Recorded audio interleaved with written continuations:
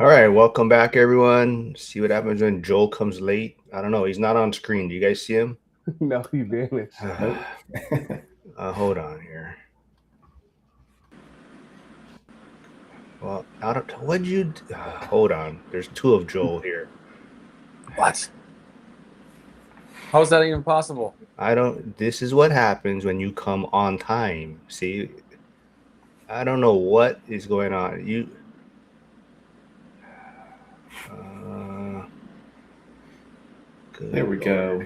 All right, there we go. There All it right. As you can see, I got everyone. I want to thank the McCune family for sending this Bucky's Aloha shirt. So it's pretty awesome. So everyone knows I love Bucky's. So definitely rocking it today. But yeah, we got my normal Wednesday guest. I mean, Wednesday host of me, Joel Curtis, and we got Hunter Gore on. It's been a while. Hunter's been a long time in the school community. Seems like he has some maybe new information on what he's working on. And so, Hunter, quickly share your story, what you're working on, and we'll dig into it. Yeah, absolutely. Mark, thanks so much for having me. It's good to be on to talk with you guys, Curtis, Joel as well. So looking forward to our conversation. So my background started out as a residential agent. Had somebody by the name of Chad Carson, who used to play pickup basketball with back in the day, told me, "Hey, you should get your real estate license and roll some of your commissions on into investment properties." And to make a very long story short, that's what I did. Been on the agent side about 8 years now, investing in real estate about 5 years, and for the last probably 2 years, I have been doing land home packages, which we're going to talk about today. So super excited for that. My business partner and I are, really rocking and rolling with those. Recently, a licensed dealer, so trying to really kind of ramp up that side of it as well. So excited to talk with you guys and answer some questions on the process. All right, I wanted to put there is Hunter's YouTube channel. So if you want to check out more things from him, definitely jump over there, subscribe. I'll put in Curtis and Joel's channels also. They're also streaming live right now. But quickly, before we dig into it too, I don't know if people noticed last week, but Curtis, or they probably did notice, but we didn't touch on it much. But your hair is gone, right? Yes, yes. I tell people I got a new wig, and so yes, I did the big chop. All right. See a lot of people tuning in. So everyone is excited for this one. I know Joel, you also are planning something possibly with Hunter, right? Coming up maybe next month or so. Yeah. Gonna do a content event, get some interviews in down in Charlotte, Greenville area. Still lots of details to figure out, but it's on the docket. Nice. And then will the interview be released next year, or when do you think it'll actually come out? I mean, probably 2029. I think. I mean, Okay. Yeah, so I did notice I saw Jacob Bridging Tenants part of his interview that you did in LA come out recently, so definitely go check that one out. But yeah, Hunter, quickly tell us. I mean, like I said, I know you've been talking about it, working on these land packages for a while, but you kind of just posted something in school. That's why, right? Yeah, absolutely. So the recent school post was that we are now licensed mobile home dealers in the state of South Carolina. So it's been a heck of a process, almost a year to kind of work start to finish. There's a lot of requirements. Won't bore everybody with that. But we got our dealer's license in order to help us save cost when my partner and I are doing our own projects, and also to really kind of help the overall affordability issue in helping other folks be able to purchase homes directly from us on the investor side. So to kind of give people a little bit of background, a lot of people probably don't know what a land home package is, so I'll kind of set the stage for us. A land home package is very simply put a piece of land that has a brand new construction manufactured house. Uh, in my neck of the woods, we think of those as mobile homes. So this is a brand new double wide mobile home on some land that we then are able to sell. Typically, most of our buyers are first time buyers, but it's a very affordable price point for our market and for most markets that these products are done in across the country, across the Southeast. So that is, really the whole basis of what we're doing. We're trying to create affordable housing, help people get into a quality product for a lot cheaper than they could with, let's say, new construction stick built. And again, really just trying to meet the need and the demand there for affordable housing on the ownership side, not just, the landlord side, the renter side. We want people to be homeowners, and so this is a great path to home ownership. All right. Well, whoever smiles first, the also says gets your free T-shirt. But quick before any more question, or Curtis got anything looks like, but Joel, these type of products or properties, is there lending for it? Since you are a lender, is there anything financing out there available for these? Well, I don't know the price point. There's a lot of details that go into the mobile homes and whatnot. But yeah, I mean, there's typical financing, FHA or conventional, for manufactured and mobile homes. But I mean, what are you seeing, Hunter? What are people getting to finance this? Yeah, so all of our products are FHA, VA, USDA compatible. So everything that we do is set up on a permanent foundation. They are detitled mobile homes, so they are considered real property. So you can get financing just like any typical house that you could otherwise that's stick built. So we wanted to create a product that, again, most of our buyers are typically first-time home buyers, so a lot of them go FHA. We just sold one recently with the USDA loan, which was great. We've sold one for cash as well. Somebody just said, "Hey, we've got some cash, and this is the lowest price point for new construction in the area." To kind of give some people perspective, in my market, the average stick-built new construction price on a single-family home typically ranges between $330 to $350 starting out. That's kind of like the base price. Sometimes you can get a little more or a little less, kind of depending upon how rough of an area you might be in. But generally speaking, we're $330 to $350 for new construction stick built. For a new construction manufactured house on land, we're typically selling these anywhere between $200 and about $240, with our average price point being about $215 to $225. So depending upon the area, we're either $100,000 to $150,000 cheaper than the average starting price for new construction stick built. So it's a really affordable product, in my opinion, comparatively.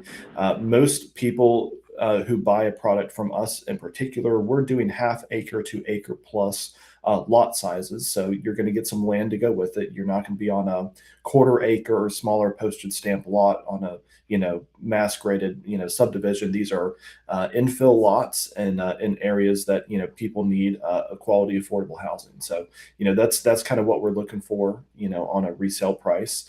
So if somebody has cash and they want to pay $200, $210 for something, we're a great option in the marketplace. How does that compare to like a starter home in your area? Yeah, the average like resale starter home, could be a 1960s or 80s house or something. It kind of depends on condition and area, but I would say our prices are very comparable to the average price point of a resale house in the area. Normally, if you find a house cheaper than ours on the resale side, a lot of times they need work. I have seen a couple where they're turnkey, and so you can certainly find them. But generally speaking, if you're trying to compare the size of acreage that you would get with one of our products with the quality of our product, you're going to be significantly more expensive to go buy that elsewhere compared to what people like us who are doing in our market. So again, it's a great option for people. It's even a good option for the investors as well, because if you want to do what I do, you can, make money, as a builder per se, or if you wanted to be on the landlord side, you can buy these and, set them up, and you got a pretty good cost, and you can rent the typical house out that we do. And I'll even throw this into our chat, Mark, if you want to be able to share this link. I can even share my screen if that's helpful. But we just finished out and closed out a project. This was about this time last month. All right, yeah, we'll share your screen. Just want to say, Frank is saying it's time to swap out some of our mugs, I believe. So I'll just quickly show. So if you guys haven't, jump over to Frank's merchandise store, and we'll just throw some of these on. He has a Living the Dream, one rental at a time. He has the one rental at a time ORAT white mug, and he also has the travel mugs too now. So These should be shipping out. Some people won prizes last week, Wednesday. Curtis helped me with the Vanna Black. Definitely helped me spin the wheel. But people won T-shirts. Shirt. Curtis, you have that shirt you were showing, right? Yeah, yep. So definitely, yep. People pick up your new merchandise. So wait. So what did you put? What is that? That's the. So I shared a link on Zillow to our most recent project. So Mark, if you feel free to throw that into the chat so people can be able to see that. I'll share my screen as well if that's okay, just to just to kind of give people an idea. Let me know when you can see this. Yep. Let me put you on the screen here, though. There you go. All right. So this project in Liberty, South Carolina, which is a smaller town outside of Greenville, our kind of upstate South Carolina MSA, we sold this one for $225,000. If you look at the pictures, you're not going to necessarily think that this is a crappy mobile home. This is a very nice mobile home, manufactured house. It's got upgraded rise features, which is some of the board and batten on the outside. You've got nice brick skirting on the outside base. We stage all of ours with real furniture. There's a lot of people that do virtual staging, but we stage ours with real furniture. In my opinion, it shows very well. You've got stainless steel appliances. You've got room in the front and the back of this house. As you can see, this one is almost 1,700 square feet. It's a 3-bedroom, 2-bathroom with plenty of space. Again, this one sold for $225,000. So it's a quality product for what somebody can buy for the size and the square footage in the marketplace. So just to kind of give folks an idea of what they look like on the inside. What size lot did this come with? So this lot in particular was, I think it was 3/4 of an acre. Might have been a little smaller than that. Somebody can feel free to look it up and quote me, but I think it was a little under 3/4 of an acre. Just quick, sorry. Does Curtis's audio sound weird to you guys, or is it just me? He's a little muffled.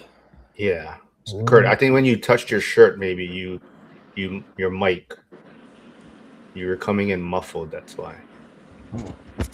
Yeah. There was a couple of questions real quick. Where was it? What brand are you selling? Yeah, that's a fantastic question. So we sell a number of different brands from the dealership side.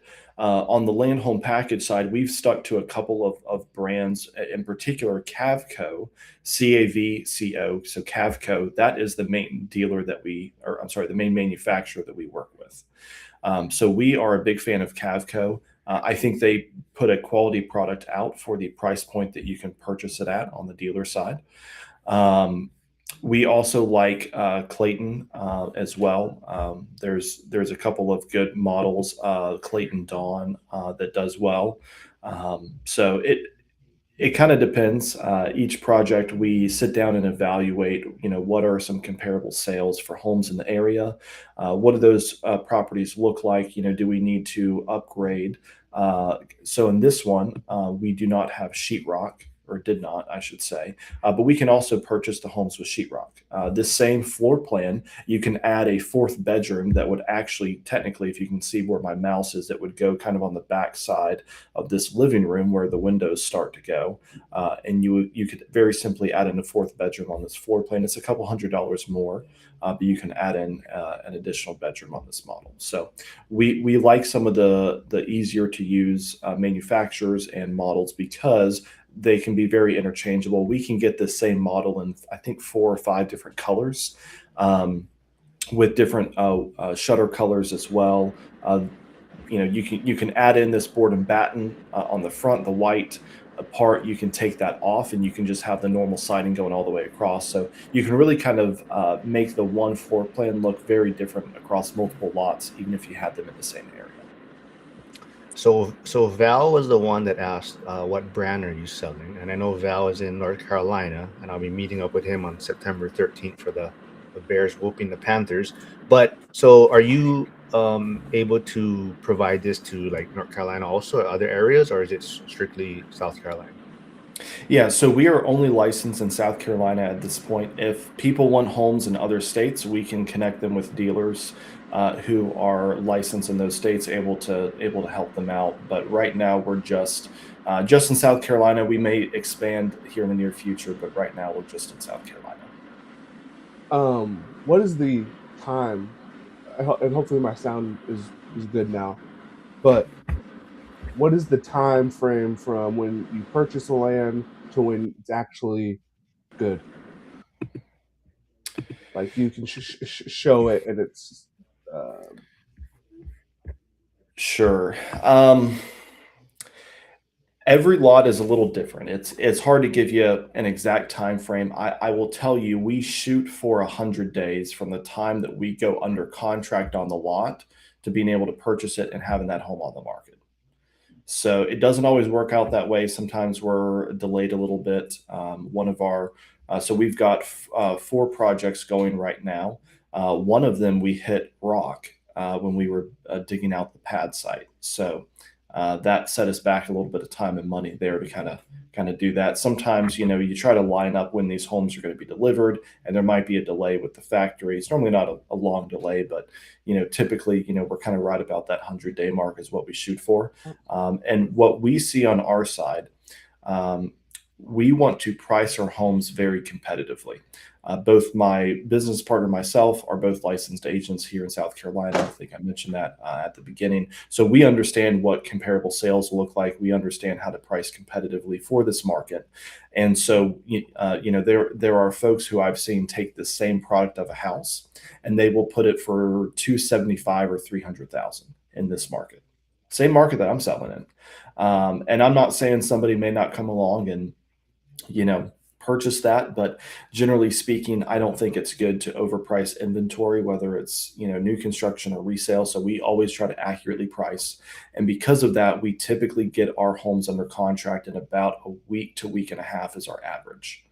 The one that I just showed, we put it live on the market on a Friday, and we had it under contract by Sunday afternoon. So it can move very quickly if you price it appropriately. I just want to say Charles McCune's tuning in. Like I said earlier, thank you, Charles and Carrie, for sending me this Buc-ee's Aloha shirt. So rocking it today. I think you answered Val's question. I think he already asked what brand of MH home are you selling. But Troy is at Hunter. Can you educate viewers on lenders that specialize in manufactured homes? I had a loan with 21st Century that is Warren Buffett's company. Yeah, so it kind of depends on the way that you are trying to acquire your properties, your mobile homes, and what your end game is with some of these. So what Troy is referring to are loans that typically are made on the chattel only for the trailer itself.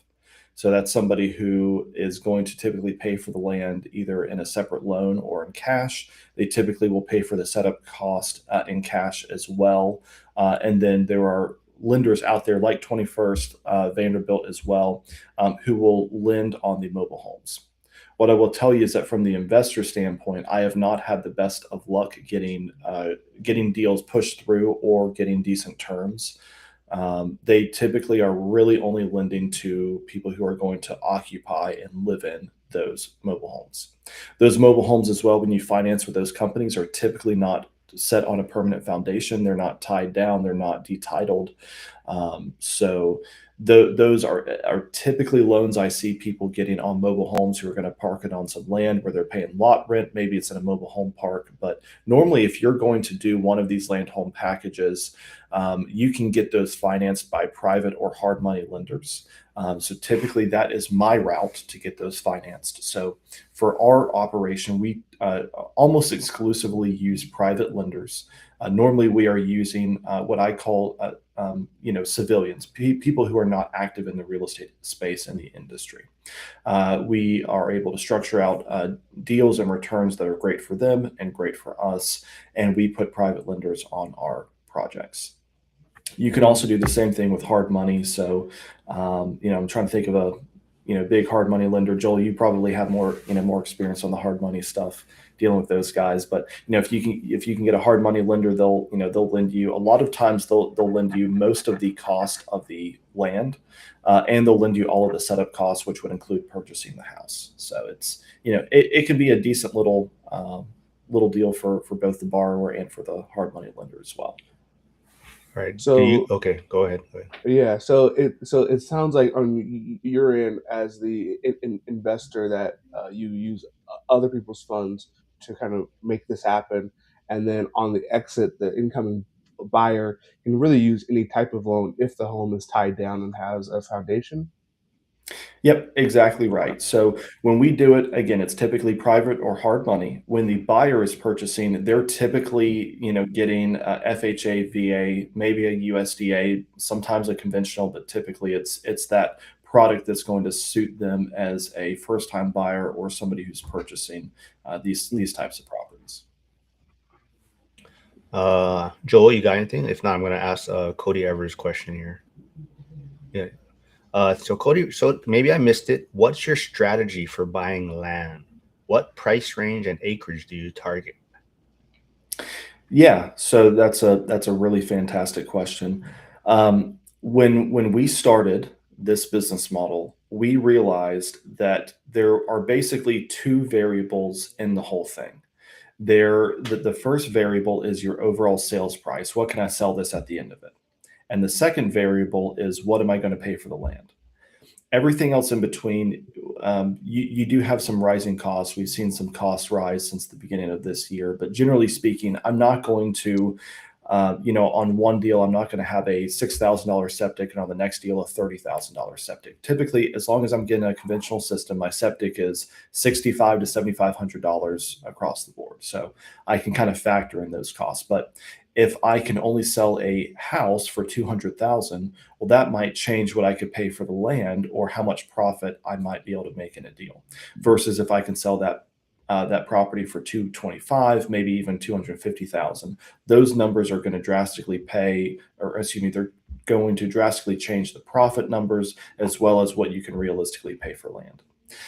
So that's kind of a little of our strategy there. Going back to the acreage, we're typically targeting at least a half acre because that's normally going to allow a conventional septic, anywhere up to about an acre or maybe an acre and a half. Once you start getting closer to an acre and a half, we're trying to subdivide those lots into smaller parcels so that we can really maximize the land value there out of the deal. As far as the strategy, it's been a bit all over the place. Everybody's market is different, so I'm not sure what market you're in or what strategies you might be able to use. But typically, we are trying to acquire properties that come from both on and off market sources. So again, my partner and I both are agents. We have access to the MLS. We can find pieces of land that are actively listed. We also work with wholesalers who are constantly trying to find land deals and bring those to us. And then we also have our own kind of outbound direct to seller type strategies, trying to get in touch with owners of land, things like call, text, postcard, you name it. Different ways to try to get in touch with folks who own properties that we could potentially purchase from them. So lots of different ways to do it. But, it's probably going to be more dependent upon your market and, what the demand for land is like. You guys got anything? If not, I'm going to. Ike is saying, sorry, late to the party. Maybe you said it, but he's curious what you're paying on hard money rates terms. Yeah. This is probably also somewhat market dependent. In my area, most hard money lenders are going to charge anywhere from 12 to 14% and anywhere from 2 to 3 points. The most common we've seen is a 12 and 2 or sometimes a 12 and 3. So that's a 12% rate and 2 to 3 points. Points are typically paid up front. Interest normally is, going to be paid monthly typically. Sometimes you can find a lender who will let it accrue, which is really nice because, as you're trying to go handle payments for contractors and vendors, it's a lot from a cash flow management perspective to also have to manage making interest payments on, one loan, much less if you had 5 or 10 projects going on at the same time. So it can be a lot, but you end up building systems and processes around that. Sorry, I actually skipped over Brady's earlier question. He was asking, so you just sell the homes? You're not keeping any as rentals? Yeah. So our business model is to sell everything. The amount of profit that we could make on a per deal basis, typically, every deal is different, but I'll tell you, we try to pencil in anywhere from $25 to $30,000 in profit per deal. If I can't comfortably pencil 25 grand, we're not going to do the deal because inevitably prices change these on the materials and the vendors, the cost, or I'm sorry, the sales the sales price on the other side when we go to sell it is not going to jump up just because we had an extra $2,000 cost, in our process.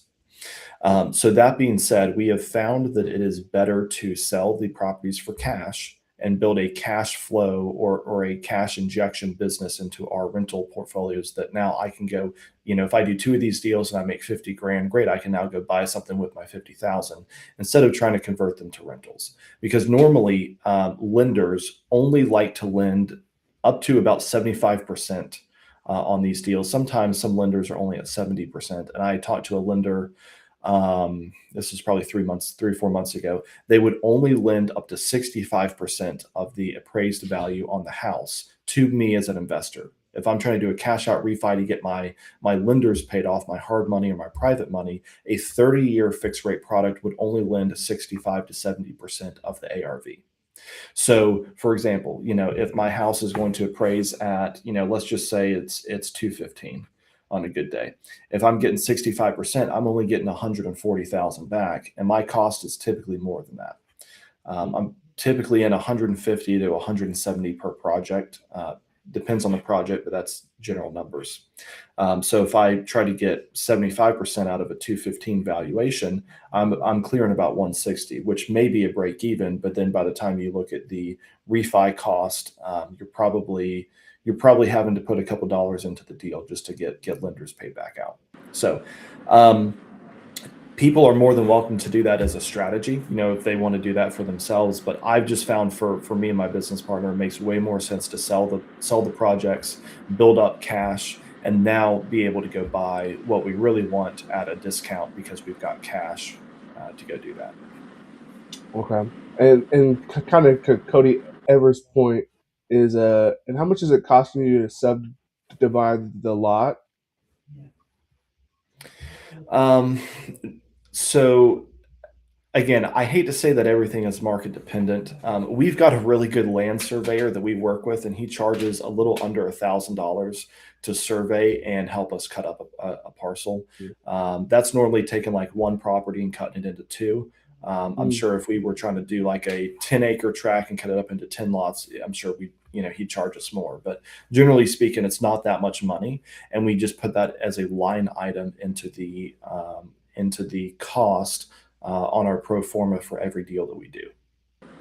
And then the goal is to add another home on the now new lot. Is that the end goal? Yep, exactly right. So let's say that we buy a 2-acre piece of property, and I'm going to subdivide that into 2 1-acre lots. So once I do that, let's say that I paid $30,000 for my 2 acres. Well, I can now go have, once I am able to spread out my cost basis on the land, I'm into each lot for $15,000 plus whatever my survey cost is. So let's say it's $1,000, so I'm in for $15,500 per lot. And now I can put the house on there, and I can, then go, do our stuff and go sell that. Typically, if we're going to buy an infill lot, just to kind of give viewers and folks at home understanding of what our numbers are like, we typically are paying anywhere from $20,000 to $30,000 for a piece of land. That's still a little tough to find in my market. Everybody wants to charge more for their land nowadays, but typically we're trying to pay $20,000 to $30,000 per lot, because we don't necessarily care of the acreage. It doesn't matter to me if it's a 25,000 square foot lot or a 5 acre lot. I'm typically going to sell that house on the back end in a general price range. So adding acreage doesn't necessarily increase the sales price for me.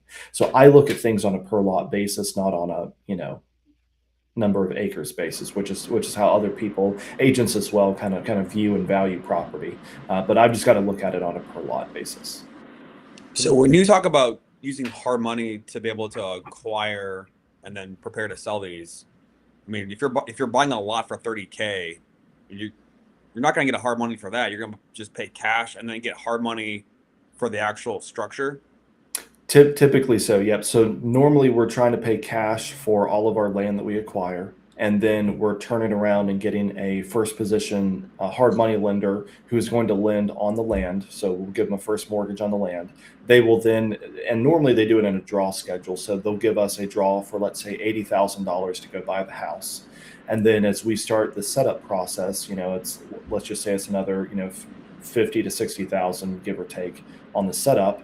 They will then give us the money to pay our contractors. As the contractors do work, you send pictures, you get proof of doing stuff. Lenders good with it, they'll send you the money, you can pay your guys. So that's typically the process. There are some lenders who will lend up to like 50% of the land value if you wanted to go get some of your cash out. But it's, in my opinion, it's nice to own the land outright, because then you're not necessarily rushed to start a project because you've got a clock ticking on your interest. So if you own it in cash, you own it outright, you can wait 2 weeks, 3 months, 6 months, to be able to start those projects.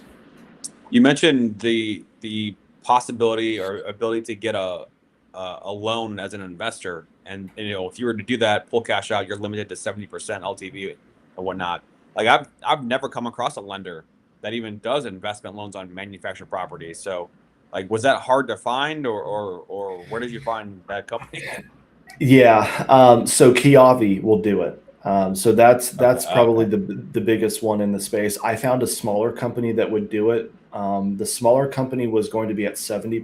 Kiavi is at 65%. They may have gone up to 70 as well, but typically they really want to protect their equity. And so, again, for me, like, I know my rental numbers on something like what I'm putting out there is not going to give me anywhere close to the return from a cash flow perspective that just selling the house and getting a chunk of cash would.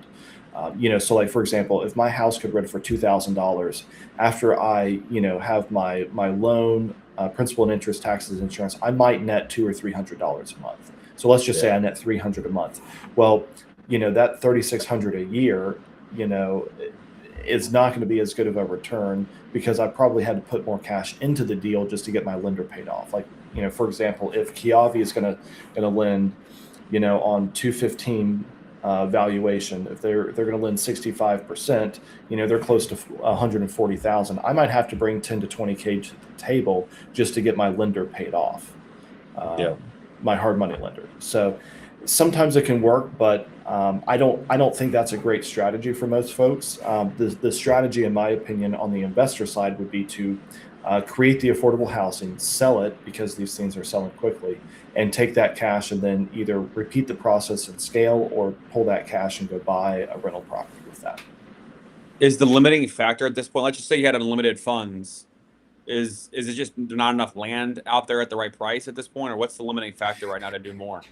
Yeah, we've been pretty blessed. We've got a decent bit of private capital behind us, ready to go into projects. Our constraints right now are twofold. First is land. It's very hard to find land at an affordable enough price that we know we're not going to break even or lose money on a deal. So finding the land is number one, but number two is capacity. Because right now, we've got a number of projects going on. It's hard to kind of scale from, let's say 5 or 10 a year up to doing 50 plus a year. Our goal, so we've done 5 or 6 this year. Our goal is to do 20 next year. And then in 2028, our goal is to break 50.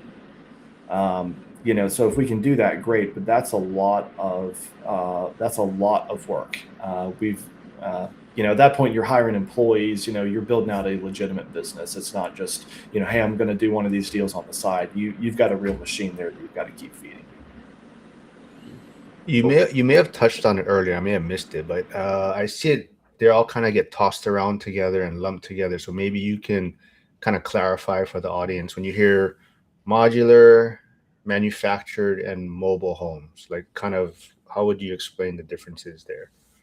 Yeah, great question. So for modular and manufactured, those are both built off-site from wherever the end product is going. Typically, they're going to be built all exclusively in factories, and the manufactured a lot of times come in the halves already there. All that somebody's got to do is just take those two halves and put them together and assemble them. Normally, when most people think of mobile homes, it's the same thing as manufactured, really. So, normally for me, I'm thinking manufactured is a, nice double wide that we can then tie down. To me, a mobile home is a single or double wide that is not tied down on the land.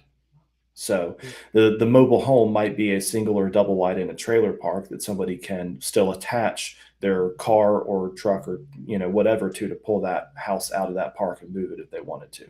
So when we do the manufactured houses, we cut off the tongues, which is part of the process. Again, you set them and you tie them down, put them on a permanent foundation there with the footers, and then you put the brick skirting around, or you could use other types of skirting, but we found that brick looks the best and typically sells well. And then you're going to get that home detitled.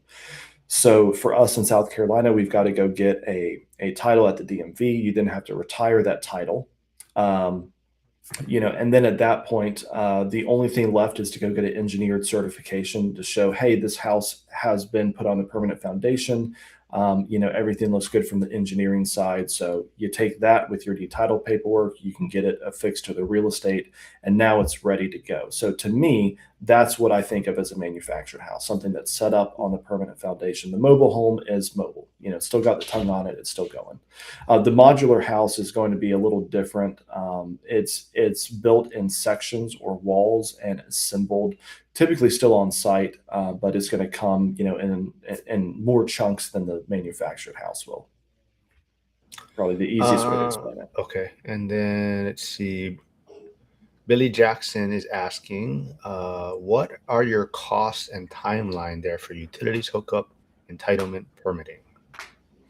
Yeah, so our entitlement or permitting we do before we close on the land. We don't want to buy a piece of land that we are not confident that we can get a mobile home on, whether that's due to covenants and restrictions or maybe county or municipality guidelines. As far as utility hookups, I kind of mentioned this earlier.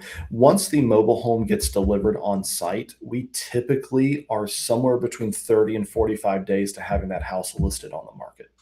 So the process goes really quickly, like really, really quickly. Most people, when they build a stick-built house, they're 6 months, from the time that they're pouring the slab. For us, that's like 45 days and it's on the market. So there's kind of a big time gap disparity between the two models. So the hookups typically go in about 2 or 3 days to get that a perspective. Yeah, because you were saying the whole process is about 100 days from the day they close on it, right? That's typically trying to go under contract. So normally we have about a 25 to 30 day under contract period. So once we close on the land, we're looking at about 75 days. And out of that 75 days, typically we're trying to order the house. And right now the factories are a little backed up. There's been such demand for these things all over the country. A lot of factories are backed up. So we used to be able to, get a house in 2, maybe 3 weeks. We're now sitting about a month to 5 weeks. And they build those things pretty quickly. So we've got 2 that are getting delivered in the next 2 to 3 weeks, and I don't even think they've started on the houses. So I mean, they're building the houses in days, not weeks in the factory. So it goes pretty quickly. There's a lot of people that are wanting those. So I have a question for you, Hunter. Go for it. So people talk about the idea of there being a housing shortage or not having a shortage, and people, like, I think, differ in opinions. What's your take on housing shortage or not? I would say that there is an affordability shortage. Um, I think there's a lot of housing out there, and the amount of at least in my markets that I'm studying. I'm in the Southeast, so I'm looking kind of regionally. A lot of the stuff that I'm seeing, like they're throwing up apartment complexes left and right. So there seems to be enough places for people to sleep at night in one way, shape, or form. But what I think we're missing in this country, across multiple different regions, is affordability. And not even necessarily affordability on the rental side, because you don't want to necessarily be in a Section 8, low income housing type complex. People want to own something.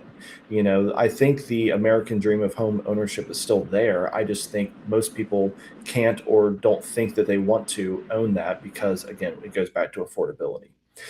So for the price point that we're selling these things at, most people's rent at wherever they're at would be the same or probably more than their mortgage payment that they're going to get for buying one of our houses.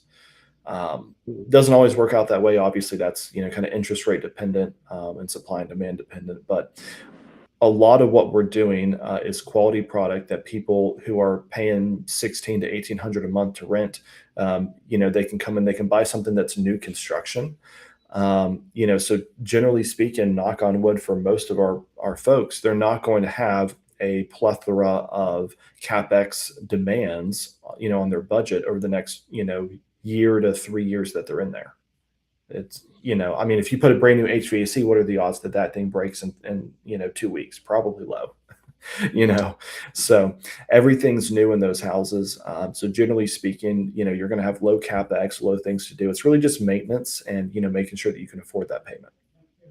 Yeah, because the reason I was asking for the size a lot earlier is because I recently did a open house for the owner of my brokerage, and that same basic thing for us, we just did a price drop down to 410, and so in comparison to like the rent, because I know you said in your area the rent's about 16 to 1800. Is that about what the mortgage on this is too? So the homes that I'm putting on these lots could probably go for closer to 2000 or maybe 2100 a month in rent if I just rented it out. So again, let's just say that somebody's got a $200,000 mortgage. It's at a 30-year mortgage. Let's just say it's at a 7% rate. Joel, you could probably tell me if that's accurate or maybe too high for first-time buyers. That's good. Good. Okay. So just principal and interest on a $200,000 mortgage, somebody's looking at $1,330 a month. Okay. I would say with taxes and insurance, you probably add another 200 a month, maybe 300, but probably 200 a month. So you're all in at between 1550 and 1650 a month. None of our houses had HOA, so you don't have to worry about HOA payment. Then at that point, you're really just worrying about utility payments. And, if somebody's got, one of these first-time homebuyer loans, there's probably a PMI payment in there. So let's just say you're 16 to 1700 a month on a payment, if you've got a $200,000 mortgage. So that, that would require somebody to put 15 grand down if they bought it at 215. So maybe that payment changes for, a little bit of a higher sales price. But generally speaking, the same exact product that we're putting at this price point, you could own it for cheaper than you could rent it. Wow. So yeah, I think that's awesome, especially when you talk about the affordability issue that we're all seeing, right?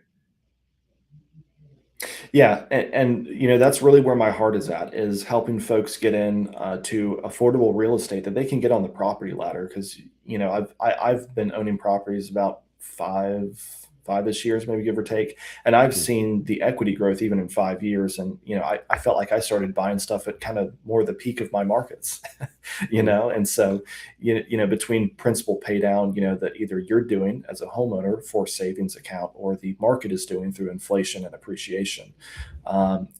People can get on the property ladder and they can turn a $200,000 investment in 30 years. It can be paid off and worth $500,000 or more just based on inflation, so it's a really great way for folks to help control their overall housing cost. And now they're not in the rental cycle of figuring out, hey, do I need to move in 6 months or a year? Can I re-up my lease? What's my property management company going to do? Are they going to jack up my rent for no reason? I don't know, but once you own the house, you don't have to worry about that. From a business standpoint and running your agent business, does having a product to sell, having more inventory listings, has that helped your business overall in terms of just opportunities? Yeah, that's a really great question, Joel. I probably should try to figure out what that looks like from a statistics perspective. It has, I guess, is probably the short answer, but I don't know that I've been like, hey, this is like been a dramatic change in my business, and from an upward trend. It's definitely helped because now you have more inventory, more people are calling your signs, things like that. So it definitely does help, but I probably have not doubled my business because of it, but it has been an improvement for sure. Big Val asks, are yours built in Rockingham, North Carolina? So the factory that we buy out of for Cavco is in Hamlet. I'm not sure what factory is in Rockingham. There's a number of different manufacturers. I mean, gosh, there's probably a dozen plus manufacturers that are more well known and in the Southeast. A lot of them are in North Carolina or in Georgia. Surprisingly, I think South Carolina actually just broke ground, or maybe they just opened up the very first manufactured home factory in the whole state just recently. So it's kind of cool. Chris Webb had a question. He said, can you go over the pricing for the home again? Yeah, Chris, I assume you're kind of talking about the purchase price of the home itself. That's going to depend on a lot of factors. The biggest thing is going to be freight cost and where it's going. So, for example, the factory in Hamlet, which is in North Carolina, I think is about an hour and a half east of Charlotte. Maybe I have that slightly wrong, but it's east of Charlotte. So for those guys to go travel down into South Carolina, they go down highway or interstate 85. I've got a property in Gaffney that we're working on right now, and I've got a property in Anderson. The cost difference between those two is about $1,500 to travel for a further distance. So in other words, I ordered the same house on the same day, two houses at the same time. The first one was $1,500 cheaper in Gaffney than the second one in Anderson, purely just based on location. So a lot of it is going to be dependent upon location. I would say for the most part, the houses that we are doing are going to range somewhere in the 78 to low 80s range. A lot of that has to do with the upgrades that we get. So we make sure that all of ours have stainless steel appliances. They have the really nice board and batten kind of white siding on the outside, and they've got a couple other upgrades on the interior. So we think that investing our money in a certain manufacturers and certain product lines are going to yield the highest returns for us on the sales side. So that kind of gives you a price range. They can certainly go up from there. You can get them cheaper if you want, but we've kind of found the best bang for our buck is certain floor plans between about a $75,000 and $85,000 price tag. If land, let's just say you had a plot of land, right, and it was $25K more expensive, and then you decide, okay, I'm gonna just pass that price on to the end buyer with a $25,000 higher price. In this market right now, do you think that would still sell? No, I don't think you can do that in most markets, in my opinion. Like that's why this business is an interesting business, and right now, people like myself who are doing this are getting squeezed a little bit on the profits. The cost of everything has gone up. Freight went up. Like, for example, 6 months ago, before we went to war with Iran, homes were about $6,000 cheaper than what I'm paying today. So I pay about six grand more on the house in just 6 months. Part of that is freight. Part of that is the actual cost of materials itself. My septic cost went up about $700 on average. Because they use the oil and the petroleum to help make some of the septic tanks on the plastic side.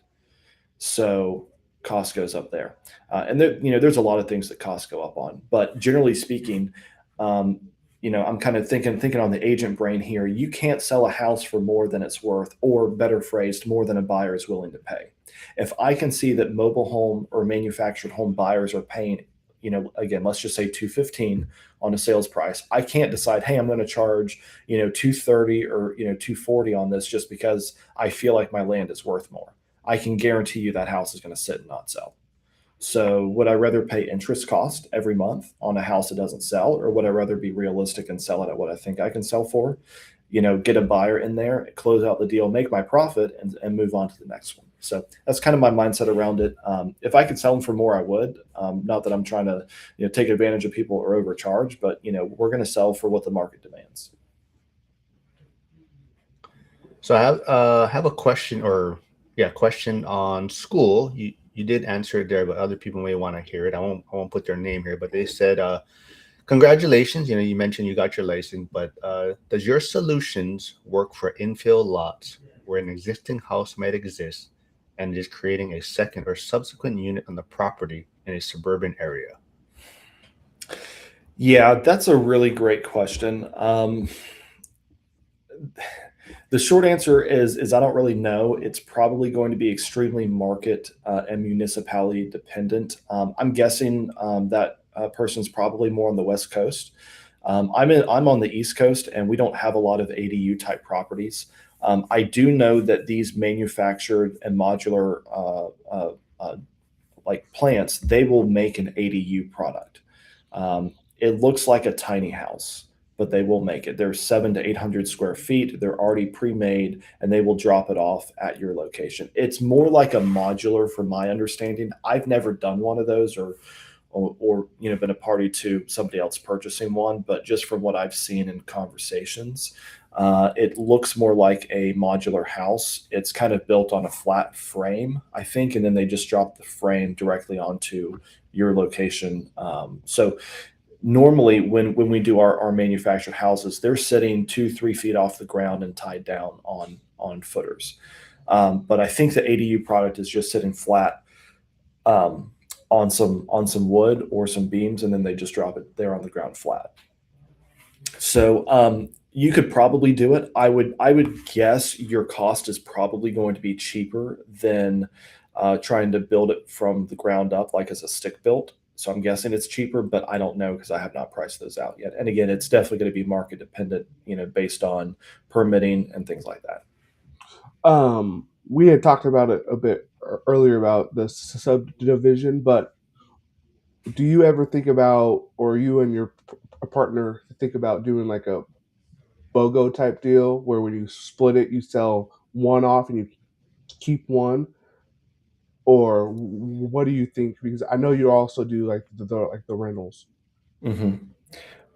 I wouldn't mind selling off a piece of land, but I think because we have the ability to put these houses on here pretty quickly, and we've got lenders behind us ready to go with funds, it makes more sense to just purchase the lot, split it up into two, and do two of these land home packages at the same time.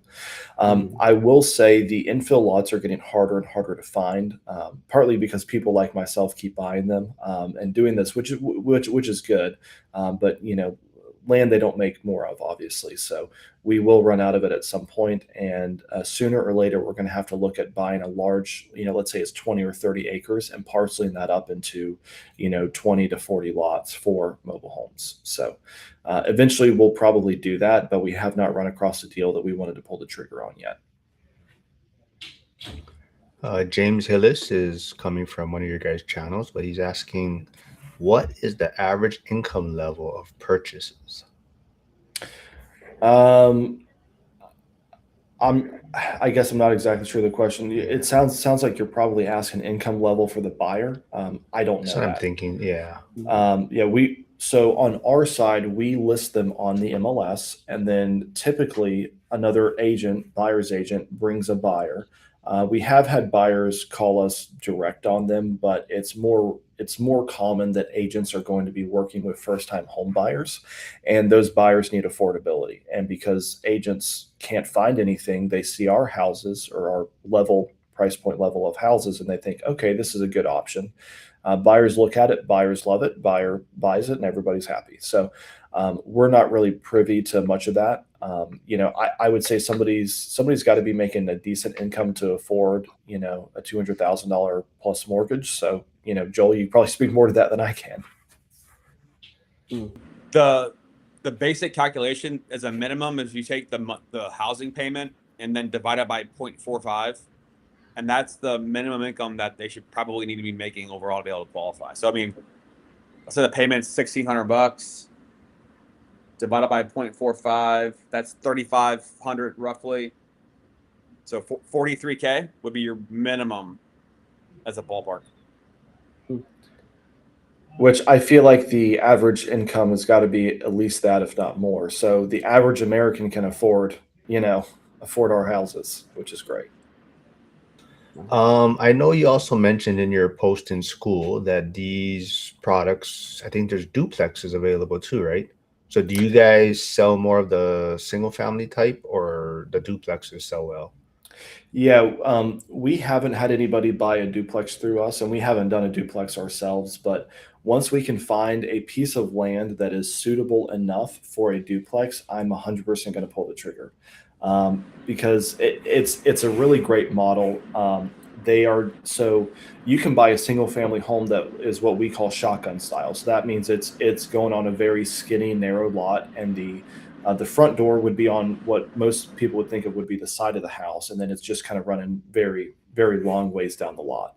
The duplexes are set up the same way. They're shotgun style, and so one of the units on the left is a 3-2, and I think the unit on the right is a 2-1, or maybe it's a 2-2. But they're really nice. That all you got to do is just assemble it together, push it together on your lot, but everything's done for you, so it can really simplify and speed up your process if you're looking to build multiple units on the same lot and keep them as a rental. So if I did a duplex, that would be one where I would have no problem actually doing a refinance on that product, even if it's only 65 or 70% leveraged. I wouldn't mind bringing money to the table to do that, because if I can borrow, let's just say 100% of my funds in theory to do one of these, and when I go to refi, I've got to bring $5,000 to the table. That means I spent $5,000 and a couple months worth of work to get a duplex, which is, I mean, almost impossible to do anywhere else. You can't just go buy a new construction duplex for $5,000 down as an investor. What was the cost to build? Because I know you went over like the single family cost, but is there that big of a price jump when you try to do the duplex build? Yeah, so when you're buying those duplexes from the factory, it is a higher cost. Don't quote me on this, but I think I was looking about a 120 to 130 price when I looked at it last, but that's been a couple months. So it is more expensive, but you do get 2 units out of it. Now the beauty is, outside of your land cost, the setup process and the cost is effectively the same as a single family. So you can split the cost of that across 2 units instead of just one. I see Hugo tuning in. Yeah, he throws out some maybe bad news for those of you that are trying to get monetized on YouTube. He does say, yeah, Joe, you got 6 months. I don't know if you saw that, Joe. Did you see the new requirements? Yeah, so they changed the watch hours. I think it's going to change on January 31st, 2027, I believe. It's going to go to 8,000 watch hours, if I'm correct, in a 365-day period. They're like everything like jumped up by 2, like it all. Yeah, so so they're giving you time to get to a certain amount of watch hours by that point, and then I think it's changing. You're muted, Joe. I said I'm not even close. I mean, it's a pipe dream. You might have got, if you come on time, that's like extra time on your watch hours, right? So when you're late, it cuts into that. But I don't know. You guys got anything else? I do have a final thing I want to bring up, but do you guys anything for wrap things up soon? Or? No, I appreciate him with all the great answers. I think this is kind of an untapped area, one that's probably not a beginner strategy. Like I can't imagine doing this on my first deal, but definitely as you become more advanced or you look for alternatives, I think this would fit great. So Absolutely, yeah. Definitely not a beginner strategy at all, but it's a really great strategy for people who are trying to scale maybe their portfolio or maybe build kind of a little bit of an ancillary business on top of their rentals. So like I said, there is Hunter's YouTube channel. You can connect with him there. If you're in school, you can also reach out to him.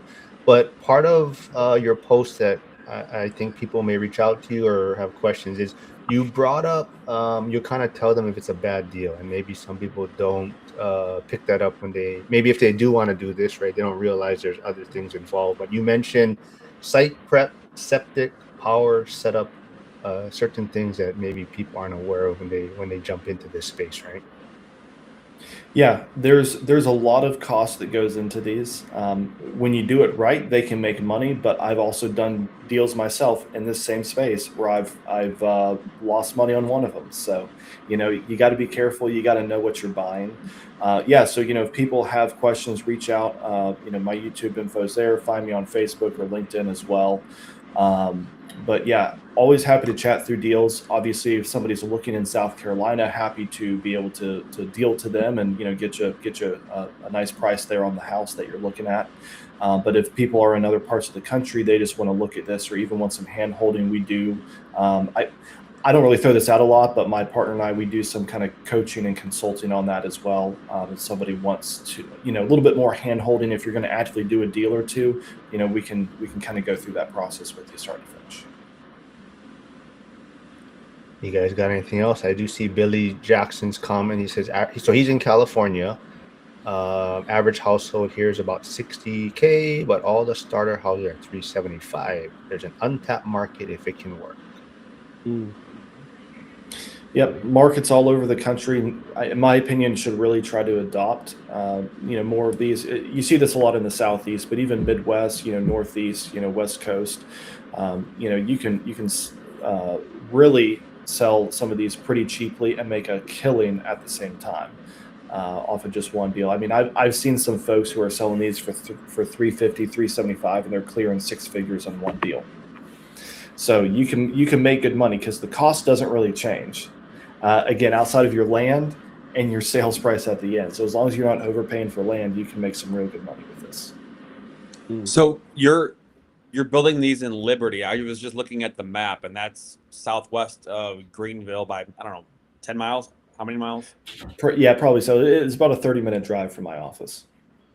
So does this strategy work closer to Greenville? Why Liberty versus other nooks and crannies?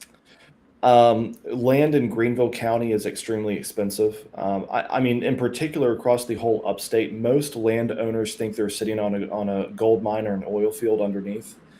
They're not. And so, trying to help people understand the realistic value on lands is the biggest thing. So I don't care where it is. I'll buy within a 2-hour radius of my office, basically, which is downtown Greenville. So, if I can get within 2 hours in the state of South Carolina, haven't done Western North Carolina yet, but that's probably the next expansion. It's really just about finding decently priced lots that we think we can sell for a certain sales price. But again, the beauty of this is that this model works in every part of most states across the U.S. There are obviously pockets, like I'm thinking West Coast, in some certain cities and municipalities where you can't get approval for mobile homes.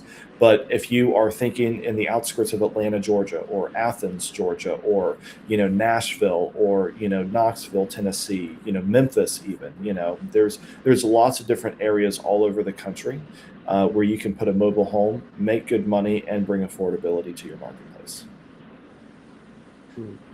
Yeah, Gus. So Gus says he met Hunter in his first week of ORAT agent Zoom call. Good dude. Yeah, I met Hunter. Was it last year? No, probably 2 years ago. Yeah, appreciate it, Gus. Yeah, good to hear from you, man. No, it was 2 years ago. I met you, and you came. Yeah, North Carolina. We met up. Was it 2 years ago or 1 year? 2 years, I think. Yeah, probably closer to 2 years now. Yeah. And we're trying to get Hunter to come out to Vegas. Coach Carson's going to be there, right? I do. I know he's going to be there. Okay, all right. But the real question is, who won in basketball? Oh, definitely Chad. He is. He's a really good basketball player. Yeah, Greenville is amazing. That's one of the places I would probably consider spending a lot of my retirement time in. So, North Carolina, South Carolina. Isn't Liberty where Trisha's at? Is that where she's at in school? Trisha York. She's in Florence, which is Oh, toward. Florence, It's okay. kind of in between Greenville and Myrtle Beach, so she's probably 2.5 hours away. Yeah, Brady just says really cool stuff, Hunter. I always like to hear about unique strategies in real estate, and you have done a great job building a business. Brady said, I always say there are good markets to build in within about 1 hour, almost anywhere in the country. Hey, Joe V is here. Yeah, that's all I really got for today. You guys got anything else you want to bring up? I know, Joel, are you for sure going to meet up with Hunter in October, or is it still in the works? The timing is still going to be on. Got to figure that out, but that's what I'm shooting for. I'll probably have it figured out in the next week and a half, 2 weeks. Very cool. Curtis, Yeah, anything? Joel, looking forward to it. I can take you out to some of the active projects so you can see these in person. Hell yeah. And I've got some camera equipment that I can do on-site stuff myself. So Let's do it. Yeah. Told you, Hunter, this was the most excited I've seen Joel for a live stream.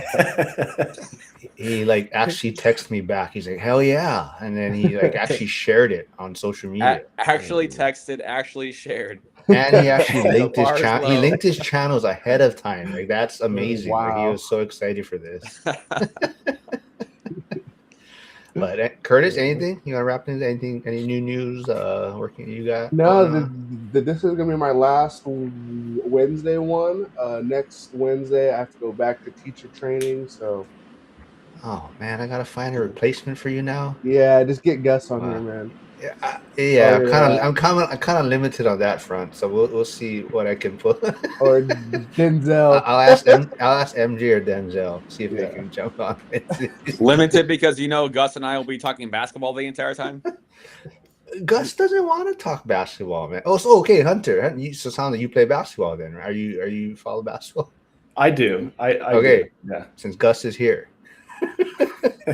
MJ or LeBron? It's definitely got to be. Hey, MJ. I don't know if you're okay with saying this though. Well, how old are you though? Because I think age plays kind of Well, okay, I'm 27, but I have watched significant highlights of both players, so I'll put it like that. So I've put some time into the film room. So I do think MJ had to probably overcome more in his day. I think LeBron is a top 5 player for sure, maybe second, if not third for sure. But I don't know that I would put him toward the top just because I don't think he. Like, okay, so he's now on the Sixers. I don't know that he's going to have the impact that people think he's going to have. I know he's 20 plus years into his career, and I think the first 5 to 10 years he probably had the most impact of his team when they were playing anybody else. But I don't know. I think there is something to be said for the longer that you play, the more you have the chance to tarnish your legacy. So I do think there's a sense of getting out while you're ahead. But hey, to each their own. So So I don't know if Gus is putting this emoji for the MJ with LeBron, or I think he's talking about who I'm going to have on next Wednesday. All right, but Hunter, it's always good catching up with you. Like I said, hopefully we'll see you in Vegas. absolutely. Joel, Curtis, thanks for always doing this. Curtis, it's been fun having you for the past few weeks, so we'll definitely get you on more often though. But everyone, thanks for tuning in, and I'll see everyone back on Friday with Emily Lopez. Thanks, everyone. Thanks, guys. everyone. Appreciate it.